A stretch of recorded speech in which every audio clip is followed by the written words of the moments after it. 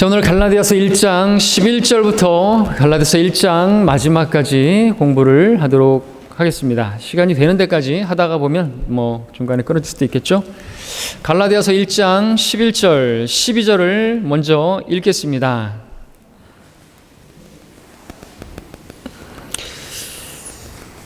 자, 10절에서는 먼저 읽으면 내가 이제 사람들에게 호감을 사랴 아니면 하나님께 사랴 아니면 내가 사람들을 기쁘게 하려고 하겠느냐 내가 아직도 사람들을 기쁘게 하려고 한다면 나는 그리스도의 종이 아니니라.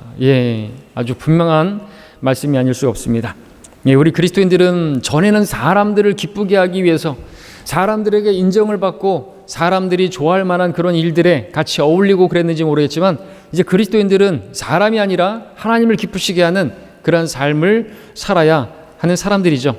또 우리는 그분을 주라고 부르니까 주님께서 기뻐하시는 일들을 우리가 행하는 사람들, 바로 그들이 그리스도의 종인 것입니다. 우리는 우리가 누군지를 정확히 알아야 되겠죠.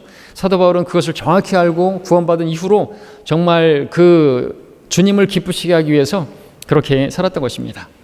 우리를 참으로 기쁘게 하신, 우리에게 기쁨을 주신, 그래서 우리를 구원하신, 영원한 생명을 주신 그 주님을, 우리 기쁜 소식을 주신, 복음을 주신 그 주님을 위해서 사는 것은 하나도 지나친 희생이 아닌 것입니다. 마땅한 것이죠. 우리를 지옥에서 건져내 주셨는데, 영원한 형벌에서 구원해 주셨는데 그분을 기쁘시게 하는 삶은 너무나 당연한 삶일 것입니다. 11절 12절을 읽으면 그러나 형제들아 내가 너희에게 알게 하노니 내가 전한 복음은 사람을 따른 것이 아니니라. 나는 그것을 사람에게서 받지도 않았고 배우지도 않았으며 오직 예수 그리스도의 계시를 통하여 된 것이라 말하고 있습니다. 고린도전서에서는 내가 너희에게 알게 하노니, 내가 너에게 전한 복음을 너희가 굳게 잡고 헛되이 있지 아니했다면 너희가 복음을 통하여 구원을 받은 것이라고 말했는데, 그런 비슷한 그런 문체로 형제들아 내가 너희에게 알게 하노니 내가 전한 복음은 사람을 따른 것이 아니라고 말하고 있는 것이죠. 그리고 사람에게서 받은 것도 아니라는 거죠. 사람에게서 배운 것도 아니라는 것이고, 여기서 사람이라고 한다면 당시에 복음을 알고 있었던 베드로나 야고보나 요한, 주님의 수제자들에게서 배운 것도 아니다라는 그런 말인 것입니다. 주님께서 직접 그에게 나타나셔서 그에게 가르쳐 주셨다는 것이죠. 그가 아라비아로 가서 3년 동안 바로 그 은혜의 경륜, 교회의 경륜에 관해서 쫙 말씀해 주신 것입니다.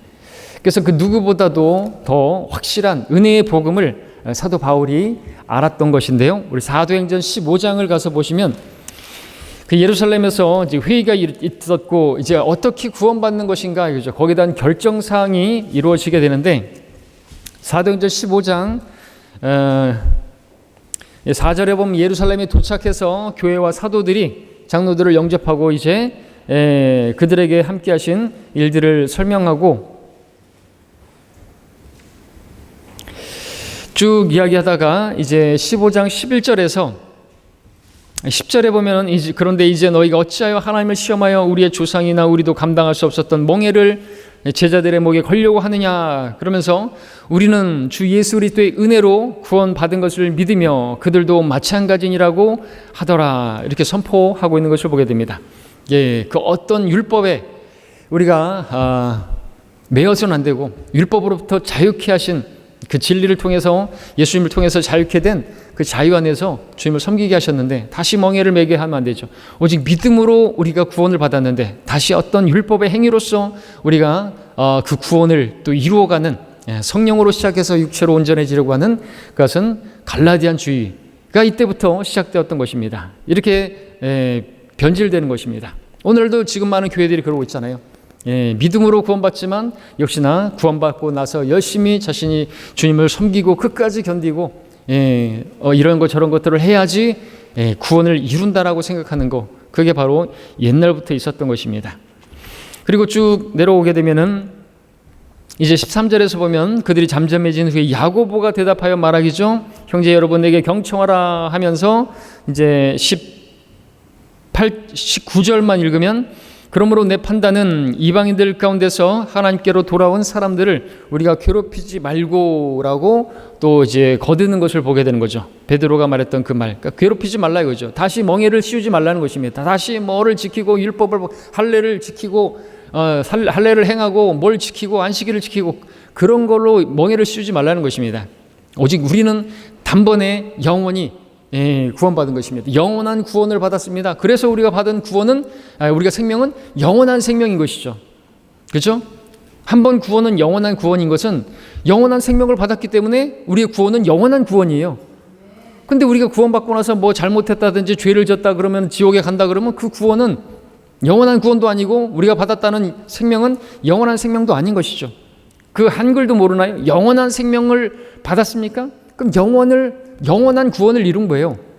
근데 이 단순한 진리도 모르는 사람들이 너무나 많은 것이죠. 구원받고 교회를 떠나면은 지옥 간다 그러고 구원을 잃어버린다고 그럼 영원한 생명이라고 말하면 안 되는 거 아닙니까? 근데 우리가 이 단번 구원을 이야기하는데 이단이라고 말하는 것이 그런 것은 죄를 조장하는 교리라고 말하는 것이 그러면은 신앙이 엉망이 된다고 말하는 것이 근데 그렇게 말하는 사람들은 뭘 모르는 거다? 은혜를 모르는 것이죠. 우리가 율법 아래 있지 않고 은혜 아래 있으니까 이제 죄를 져도 된단 말이냐? 이제 믿음으로 구원받고 이제 내가 하늘나라 가는 건 따놓은 당상이니까 내 마음대로 살아도 된다는 말이냐?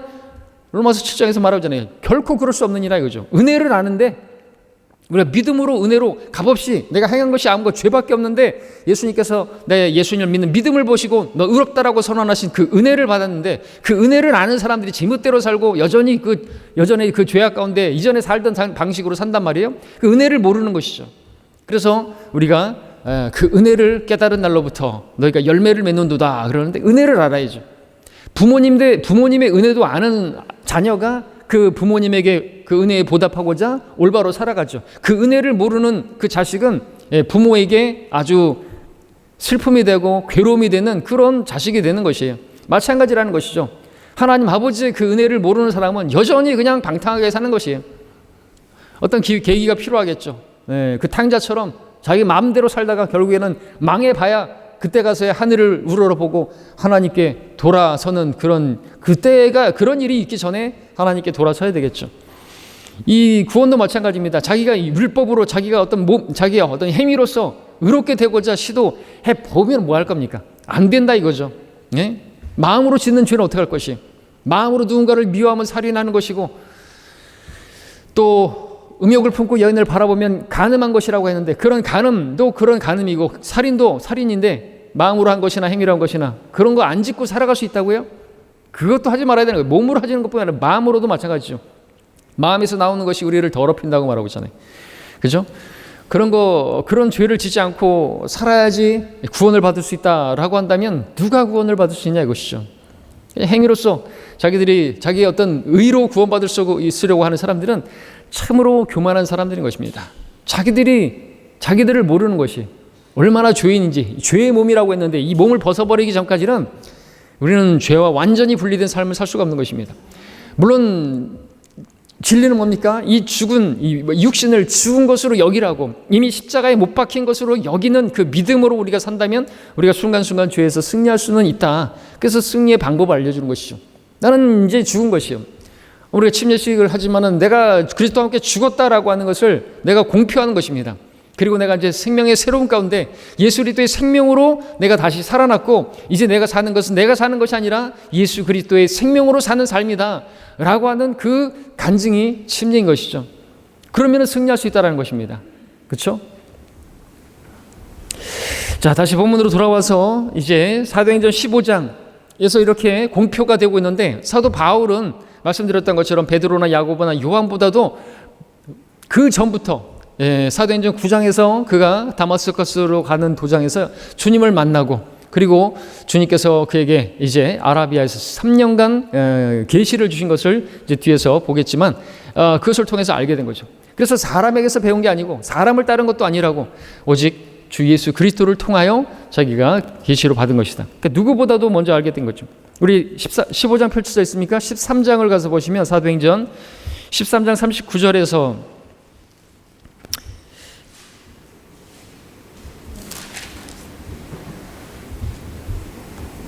그러면 여기서 사도 바울은 말합니다. 너희가 모세의 율법으로는 의롭게 되지 못하였던 그 모든 일에 있어서도 믿는 자는 모두 그분을 통하여 의롭게 된다는 것이라. 그렇게 말하고 있습니다. 모세의 율법으로 의롭게 되지 못하였지 않습니까? 의롭게 될 수가 없습니다.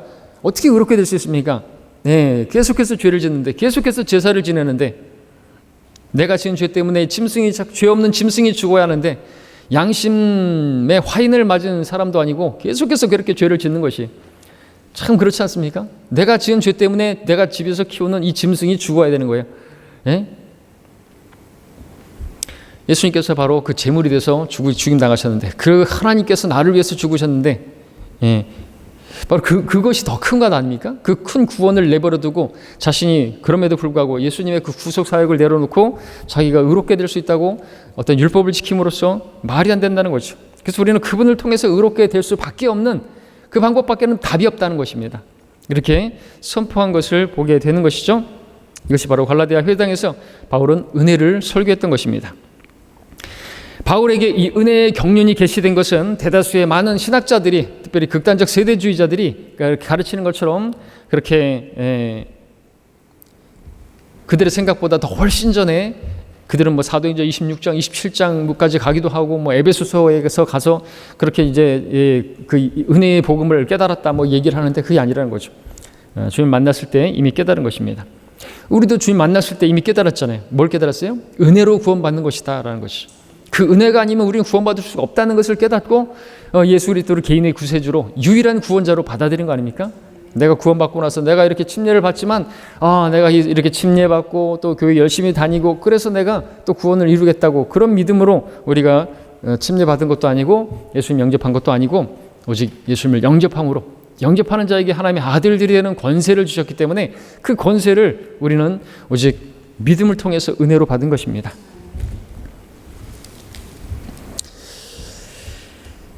사도행전 26장을 또 이제 가서 보시면요, 26장 16절에서 주님께서는 사도 바울에게 여러 번에 걸쳐서 다양한 방법으로 이렇게 계시를 주셨다고 말할 수 있습니다. 우리 고린도후서 12장에서 우리 공부했지만은 거기서는 셋째 하늘에 그가 갔다 왔지 않습니까? 예, 하나님께서 셋째 하늘을 계시해 주신 것이죠. 그렇게 계시해 주이, 그의 영이 그 영 안에서 육신을 떠나서 그렇게 계시도 해주셨고, 26장 16절에 보게 되면 이제 사도행전 9장에서 바울이 주님 만났을 때 그렇게 만났던 것들을 회상하면서 간증하는 것인데, 일어나서 내 발로 서라. 이는 내가 이 목적을 위하여 너에게 나타났음이니 내가 본 것과 내가 너에게 나타나게 될 일에 대하여 너를 일꾼과 증인으로 삼고자 함이라고 그렇게 말씀하셨습니다. 이방인들을 위한 교회의 일꾼이 되기 위해서 하나님께서 그를 증인으로 삼으시려고, 사역자로 삼으시려고 그렇게 삼으시기 위해서는 교회에 대한 분명한 계시를 알게 해주셔야만 했던 것이죠. 그래서 그것들을 이제 바울 서신을 통해서 분명하게 정리해서 또 선포하고 있는 것입니다. 갈라디아서는 또 그것을 바로잡기 위해서, 은혜로 구원받는 것을 바로잡기 위해서 그렇게 설명하고 있는 것이죠. 자, 우리 아까 다시 갈라디아서로 보겠습니다. 갈라디아서 10장에서는 1장 10절에서는 아까 말씀드렸던 것처럼 내가 아직도 사람들을 기쁘게 하려고 하면 나는 그리스도의 종이 아니라고 그렇게 말을 했는데, 여기서 말씀드렸던 것처럼 이제 그리스도인들은 아직도 사람을 기쁘게 하는 그런 사람들이 아니라는 거죠. 나를 죄와 사망과 지옥에서 구원하신 이제 그분을 기쁘게 하는 자들이어야 한다라는 것을 말하는 것인데, 이제 우리 11절 12절을 받고 13절을 보게 되면 너희는 내가 유대교에 있었을 때의 내 행실을 들었거니와 나는 하나님의 교회를 몹시 박해하였으며 황폐시켰고 나의 동족 가운데 많은 동년배들보다도 유대교를 믿는 일에 앞서 있었으며 내 조상들의 전통을 지키는데 더욱더 열성을 내었느니라, 그렇게 말하고 있는 것이죠. 이 말이 뭡니까? 이것은 사도 바울이 이전에 자기가 사람들을 기쁘게 하기 위해서 행했던 이전의 행실에 대하여 지금 간증하고 있는 것이죠. 바울은 그 전에 사람들을 기쁘게 하기 위해서 대제사장, 선임 제사장들, 그 랍비들, 바리새인들, 자기도 바리새인으로서 그들을 기쁘게 하기 위해서 정말로 대단히 열심히 열성을 가지고 일을 했던 것입니다. 그보다도 앞선 사람이 없었어요. 유대교에 있었을 때 마치 신학교에 있었다고 한다면 신학교 동기들보다도 가장 우등생으로서 정말 그 율법을 지키는 일에 있어서 뿐만 아니라 자기의 그 율법을 지키고 주님께 자기가 의롭게 되려고 하는 그 가운데 있었는데 어떤 사람들이 와가지고는 그 율법으로는 의롭게 될 수 없고 오직 예수님을 믿음으로 의롭게 된다고 하니까 견딜 수가 없어서 그들을 잡아 죽이는 데 있어서 진짜 잡아 족치는 데 있어서 아주 앞잡이였단 말이죠. 얼마나 대단했던 것입니까? 근데 그게 뭐라고 말하는 거예요? 지금 문맥에 보면 내가 사람을 기쁘게 하기 위해서 그 일을 했다라는 것이죠. 그러나 이제는 하나님을 기쁘시게 하기 위해서 사람들이 나를 어떻게 생각하든 사람들이 나에게 저 사람이 정말 왜 예수님 믿더니 완전히 미쳐버렸네 이런 말을 한다 할지라도 그런 것들은 신경 안 쓰겠다는 것이죠. 그들이 뭐예요? 그들한테 잘 보이려고 하면 그들을 구원할 수가 없게 되는 거예요. 그 친구들을 자기 동년배들을 기쁘게 하려고 한다면 그리스도의 종이 될 수가 없는 거죠. 그리스도를 증거할 수 있는 증인이 못 되는 것입니다. 우리도 마찬가지 아닙니까? 내가 그리스도의 종으로서 그리스도를 증거하지 않으면 그들과는 친구가 될 수 있을 거예요. 그들을 기쁘게 할 수는 있을 겁니다. 그러나 하나님을 기쁘시게 할 수는 없는 것이죠. 누구를 우리는 순간순간 선택해야 되는, 나는 누구에게 기쁨이 될 것인가 이거죠. 누구와 친하게 지낼 것인가 이거죠. 하나님과 친하고 하나님과 그렇게 동행하는 길을 걷다가 세상 사람들로부터는 미움을 받을 수 있어요. 주님께서 그렇게 말씀하셨잖아요. 우리가 주님을 따르게 되면 세상이 우리를 미워할 것이라고. 내가 그들에게 아버지의 말씀을 주었더니 세상이 그들을 미워하였나이다. 요한복음 17장에서 그렇게 말씀하셨지 않습니까? 마찬가지 우리가 하나님의 말씀을 받았다고 한다면 그 말씀을 우리가 전하면, 우리가 증거하면 우리는 미움을 당할 수밖에 없어요. 자연적인 분리가 일어나는 것입니다. 세상과 친구가 그래서 될 수가 없는 거예요. 여전히 이전에 친구들과 함께 히히낙낙거리면서 살 수가 없다는 것이죠. 그렇게 히히낙낙거리고 사는 사람들은 누구냐니까 그리스도를 증거하지 않는 것이에요. 복음을 전하지 않기 때문에 친구처럼 지내는 것이 세상과 친구 되는 것이고 가늠한 것이라고 말하는 거죠. 우리 그리스도의 신부이기 때문에 그렇습니다. 우리의 신분을 우리가 정확히 알아야 되겠죠?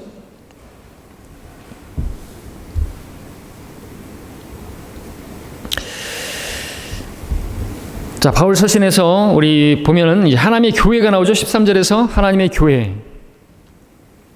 하나님의 교회를 몹시 박해하였고 황폐시키고자 그렇게 했는데 바울이 구원받기 전부터 은혜로 구원받은 그래서 하나님의 교회가 있었다는 것을 우리가 보게 됩니다. 그래서 또 뭐 우리나라에서는 별로 없지만 극단적 세대주의자들 미국에 많이 있고 그들에 의해서 아주 골치 아프니까 럭커 목사님이 많이 언급합니다. 예, 그런 사람들의 이름까지 막 거명하면서 이야기하는데 잘못 나누는 것이죠. 너무 나눈다 보니까 교회가 언제 시작됐는지도 모르고 상당히 뒤에 이야기도 하기도 하고 그러는데 바울이 박해하기 전부터 이미 그렇게 교회가 있었던 것입니다. 하나님의 교회, 믿음으로 구원받은 더 이상 이방인도 아니고 유대인도 아니고 예수님을 믿으면 바로 하나님의 교회 안으로 들어가는 것입니다. 하나님의 교회는 장길자 교회가 아니고 안상홍 증인회도 아니고 그리고 건물도 아닌 것입니다. 하나님의 교회는 바로 하나님의 피로 사신 성도들 한 사람 한 사람이 하나님의 교회인 것입니다. 그 교회를 박해한 것이 성도들을 박해한 것입니다. 성도들을 박해하는 것은 곧 하나님을 박해하는 것이죠. 사울아 사울아 네가 왜 나를 박해하느냐. 그것은 곧 주님을 박해하는 것입니다. 성도들을 박해하는 것 바로 그 일을 했다라는 것이죠. 눈이 가려져서 율법이 그의 눈을 가리게 만들었던 것입니다.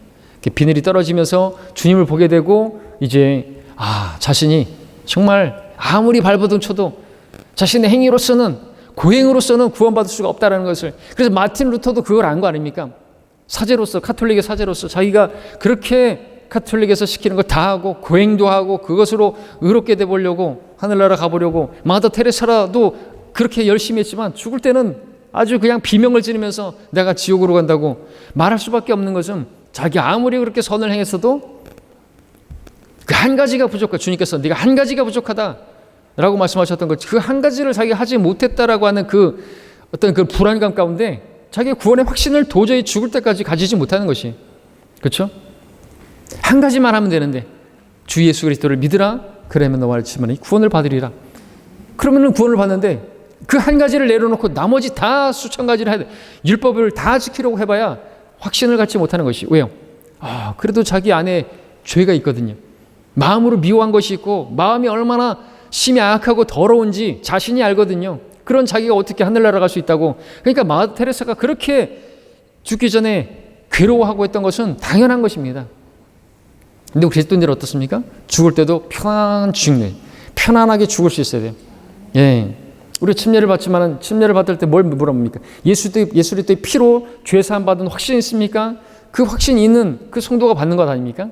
그 확신이 있는데 어떻게 불안할 수 있어요? 죽을 때도 우리는 편안하게 눈 감을 수가 있는 것이에요. 왜? 다른 이름으로서는 우리가 구원받을 수 있는 이름이 없기 때문에.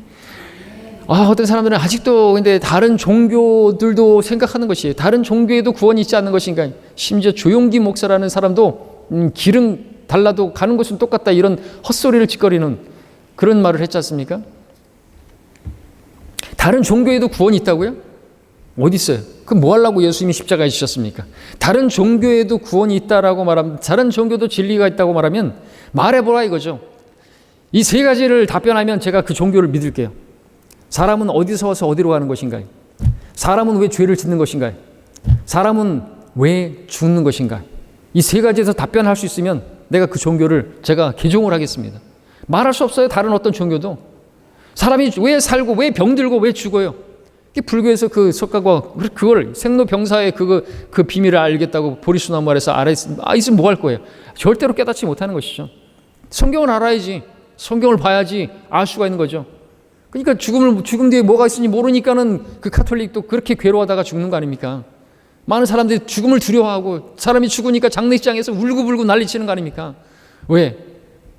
모르는 거예요. 불안한 거예요. 자기도 막연한 자기도 죽음이 오는데 그런 것도 해결하지 못하는 종교가 무슨 종교예요? 갖다 버려야죠, 그런 거는. 그렇죠? 우린 종교인이 아닌 것입니다. 지금 여기 사도 바울이 13절에서 너희는 내가 유대교에 있었을 때라고 말하고 있죠. 유대교, 영어로는 Jews religion입니다. religion이 종교라는 말이에요. 자기는 유대교에 있었다는 거예요. 유대 종교에 있었다는 거예요. 그것도 정통 유대 종교에 있었단 말이죠. 근데 그 유대 정통 종교에 있었는데 그 종교로서는 자기의 죄 문제를 해결할 수 없었고 의롭게 될 수 없었고 아무것도 해결해 줄 수 없었다라는 것이죠. 구원, 죄사함, 우리로 하늘나라 가게 하는 확신, 이런 거 절대로 어떤 종교도 해결해 줄 수가 없는 것입니다.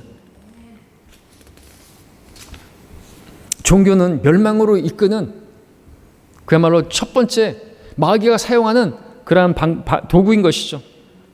이러한 종교로부터 구원을 받아야 하기 때문에 사도 바울은 자기가 가지고 있던 그 유대 종교를 그야말로 배설물로, 똥으로 여겼던 것입니다. 왜? 그것으로는 구원받을 수가 없으니까. 마찬가지예요. 많은 사람들이 다른 종교를 가지고 있고 우리가 종교 여기 하는 게 아닌데 구원받아야 된다고 가르치는데 이야기하는데 당신 종교가 귀한 줄 알면 다른 사람의 종교도 귀한 줄 알라고 그런 소리를 하는 것이죠. 그것은 위조 지폐 만드느라 애썼는데 이 위조 지폐도 지폐로 인정해달라고 말하는 거나 마찬가지예요. 왜? 다른 종교는 가짜거든요. 가짜예요. 멸망으로 인도하는 것이에요. 천주교?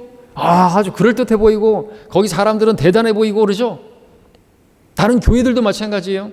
예수님의 복음을 전하지 않고 하나님의 말씀을 진리대로 가르치지 않고 무슨 이상한 소리 했었고 그런 교회는 그런 가짜예요.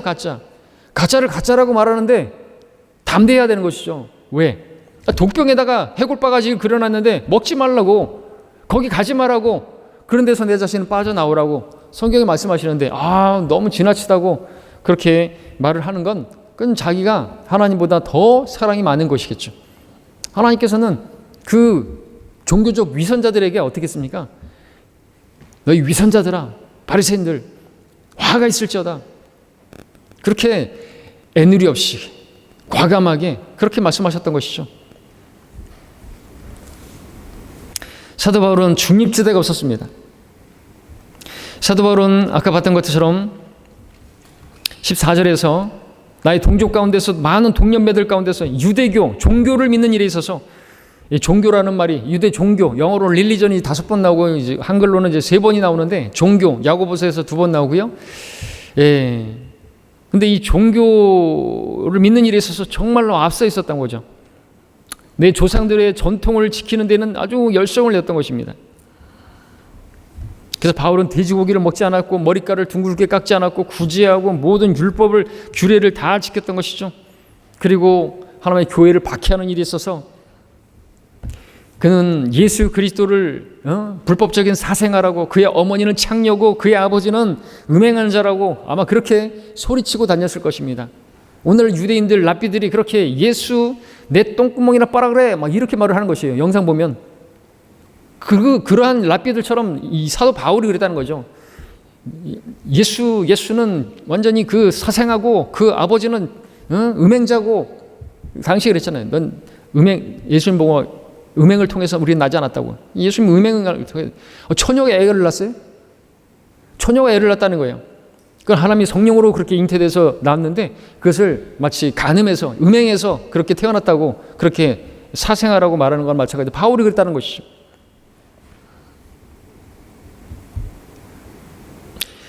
우리 사도행전 함께 보겠습니다.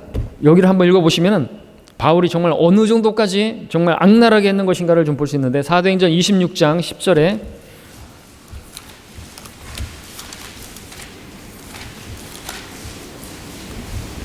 (26장 10절부터 11절을 읽겠습니다. 9절부터 읽으면 26장 9절, 사실 나도 나사렛 사람 예수의 이름을 대적하여 많은 일을 하여야 되는 줄로 생각하고 예루살렘에서도 그렇게 하였고 선임 제사장들로부터 권한을 부여받아 많은 성도들을 감옥에 가두었고 또 그들을 사형에 처할 때 나도 그들의 일 반대하여 찬성표를 주었나이다. 또한 종종 모든 회당에서 그들에게 형벌을 가하였으며 또 강제로 모독하는 말을 하게 했고 그들에 대한 분노가 심히 격양되어 심지어는 외국 성읍들에게까지 그들을 박해하였나이다. 이렇게 말한 것이죠. 그들로 마치 그 순교장에서 그 박해하는 자들이 예수를 욕하라고 그렇게 말하는 것처럼, 야 예수를 부인해 정도가 아니라 예수를 욕하라고 그렇게 말을 하는 것처럼 강제로 모독하는 말을 하게 했다는 거죠. 예수는 정신병자다라고 말해봐, 막 이런 식으로 말을 했다는 거죠. 그렇게 부인하면 살려주겠다, 이런 말을 하게 했던 거예요. 이런 정도로 악랄했던 사도 바울이었던 거예요. 치고 실제로 그가 죽이고 그런 일을 했던 사도 바울이었던 것이죠. 근데 이 사람이 이렇게 완전히 바뀌어버린 것입니다. 주님을 만나고.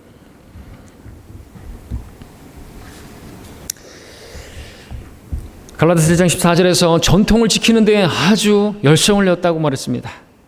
그래서 그 전통이 그것을 믿으라 그러면 그냥 믿고, 그 전통이 그것을 하라고 하면 그대로 했던 것이죠. 그의 유대교의 전통을 그렇게 했던 것입니다. 예, 저도 구원받기 전에는 눈이 가려져서 이제 추석도 다가오지만 제사상을 지낼 때는 정말 제가 정성껏 뭐 좌포 우에 홍동백서 뭐 다 외워가지고 다 그 상을 차리고, 그죠? 목욕하고 아침부터 새벽에 일어나서 다 그 현구학생 부군신이 글을 탁 쓰고, 그리고 그 또 제사 끝내고 불 태우고 그게 하늘로 다 올라가야 된다고 해가지고 탁 날라 올리고 막 부채질하고, 예, 진짜로 제 아버지가 제사밥 먹는 줄 알고 그렇게 문을 열어드리고, 그런 일에 저도 열성적이었던 것이죠. 제사를 빼먹는 거는 그는 호로자식이라고 생각했던 사람입니다. 저는 그렇게 제사를 지내고 할아버지 제사부터 해가지고 다 지냈던 사람이죠. 뭐예요 근데? 이방인들이 제사하는 것은 마귀들에게 하는 것이라고 성경 말하고 있어요. 마귀에게 속은 것이에요. 사람이 죽으면 하늘나라 아니면 지옥 가는데 무슨 제사밥 먹으러 와요? 속은 거예요. 이게 종교라는 거예요. 이게 유교가 종교란 말이죠. 이게 효도가 아니에요. 살아있을 때 효도해야지, 뭐 죽은 다음에 무슨 아무리 거기다가 아이고 생전에 이걸 좋아하셨어, 이거 드시죠, 젓가락 올려놓고 뭐 하는 짓거리예요? 속은 것이죠. 그게 전통인데 그 전통을 지키는 데 있어서 앞장섰단 말이죠. 저도 그랬었던 것이죠. 그리고 그 제사밥 다 제가 먹고, 밥 한 톨도 남기면 안 된다 그래가지고 다 먹고 배불러도 먹고 국까지 다 먹었던 것이에요. 그렇게 본다면 저도 열심을 냈던 거죠. 그런 전통을 지킨 종교예요, 저도. 예.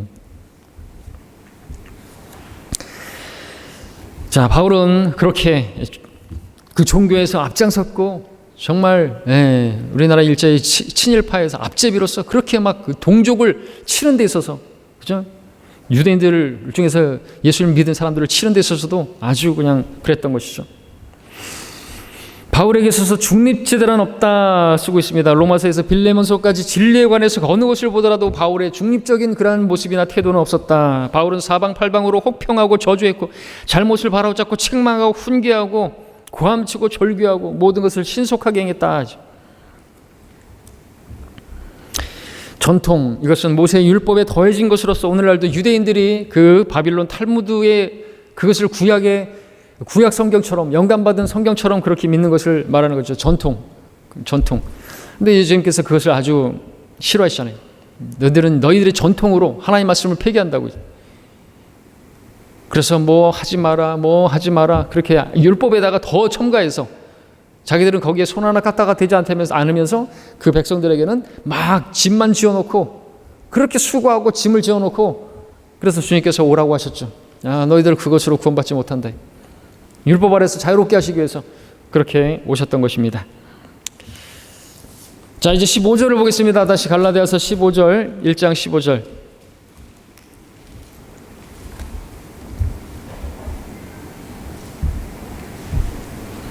그러나 나의 어머니의 태로부터 나를 선별하시고 그의 은혜로 나를 부르신 하나님께서라고 말합니다. 자, 여기서 우리가 주목할 부분은 선별하시고라는 그 말입니다.